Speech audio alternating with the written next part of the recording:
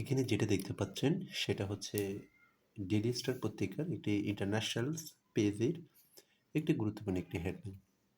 আজকে এই হেডলাইনটা বিশ্লেষণ করে আমরা গ্রামারের এবং সেন্টেন্সের স্ট্রাকচার অনেক কিছু বিষয় একটা সেন্টেন্সটাকে আমরা বুঝে নিতে পারি। অর্থাৎ একটা সেন্টেন্সকে কীভাবে বিশ্লেষণ করি, প্র্যাকটিক্যালি বিভিন্ন গ্রামেটিক্যাল পয়েন্টসগুলো আমরা কীভাবে প্র্যাকটিস করতে পারি সে বিষয়গুলো আমি ধারণা দেব। যেমন এখানে বলা হচ্ছে Iran truth may be too late for many African countries. এখানে যেটা আমি আগে একটু ট্রান্সলেশনটা করে দেখাচ্ছি।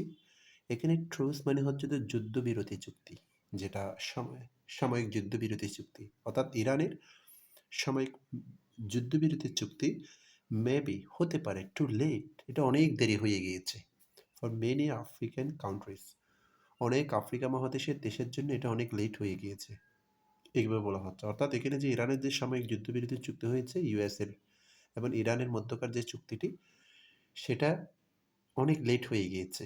অর্থাৎ যুদ্ধবিরতি হলেও কিন্তু অনেক আফ্রিকান কান্ট্রি অনেক ক্ষতির সম্মুখীন হতে যাচ্ছে, এভাবে বলা হচ্ছে। বিস্তারিত এখানে এটা বলা হয়েছে।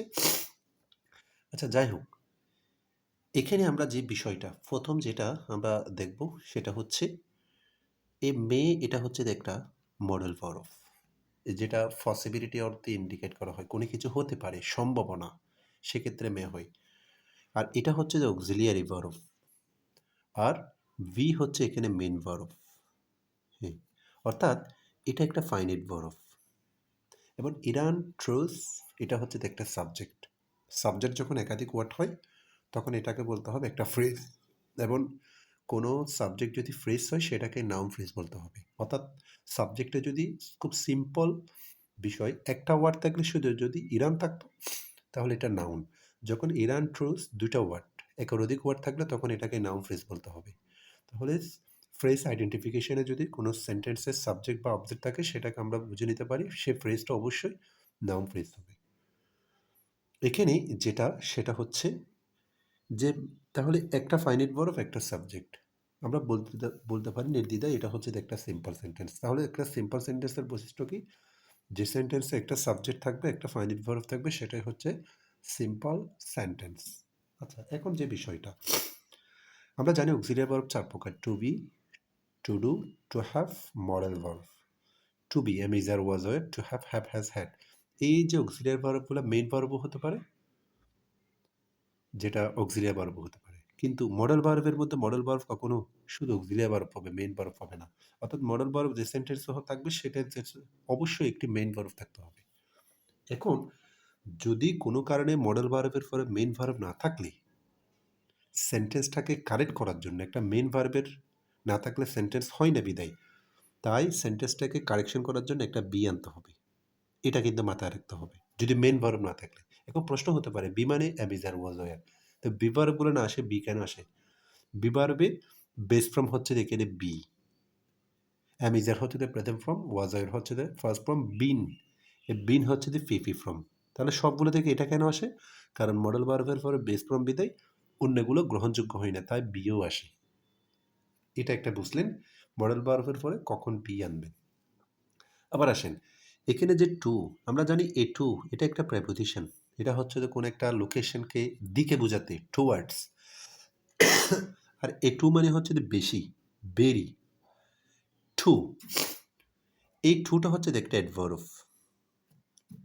আবার এই টুটা যদি অ্যাডভার্ব হয়, অ্যাডভার্বের পরে অ্যাডভার্ব হয়, অ্যাডভার্বের পরে অ্যাডজেক্টিভ হয়। এখানে লেটটা হচ্ছে একটা অ্যাডজেক্টিভ, এটা হচ্ছে অ্যাডজেক্টিভ। অর্থাৎ অ্যাডভার্ব প্লাস অ্যাডজেক্টিভ এটা মিলে এটা হচ্ছে একটা অ্যাডজেক্টিভ ফ্রেজ। তাহলে এখান থেকে অ্যাডজেক্টিভ ফ্রেজ কীভাবে আইডেন্টিফিকেশন করলাম সেটা বুঝলেন। তবে এটার আরেকটা স্ট্র্যাটেজি আছে, সেটা হচ্ছে এই যে ভিটা হচ্ছে, ভি ভার্ব হচ্ছে এক ধরনের লিঙ্ক ইন ভার্ব, এক ধরনের লিঙ্ক ইন ভার্ব। এখন প্রশ্ন হতে পারে লিঙ্ক ইন ভার্ব কোনগুলা? অ্যাম ইজ আর ওয়াজ এর linking verb, become, taste, feel, এগুলো linking verb, look, sound, appear, এগুলো linking verb. Linking ভার্বের পরে অ্যাডভার্ব হতে পারে, কিন্তু লিঙ্ক ইন ভার্বের পরে অ্যাডভার্ব হবে না, লিঙ্ক ইন ভার্বের পরে অ্যাডজেক্টিভ বা অ্যাডজেক্টিভ ফ্রেজ হবে। এখানে এই জন্য লিঙ্ক ইন ভার্বের পরে বিদায়ী অংশটা এটাকে আমি অ্যাডজেক্টিভ ফ্রেজ। তাহলে এখান থেকে এটাও বুঝলেন যে কীভাবে অ্যাডজেক্টিভ ফ্রেজ আইডেন্টিফিকেশন করা যাবে। আমরা দুইটা ফ্রেজ আইডেন্টিফিকেশন চিনে ফেললাম।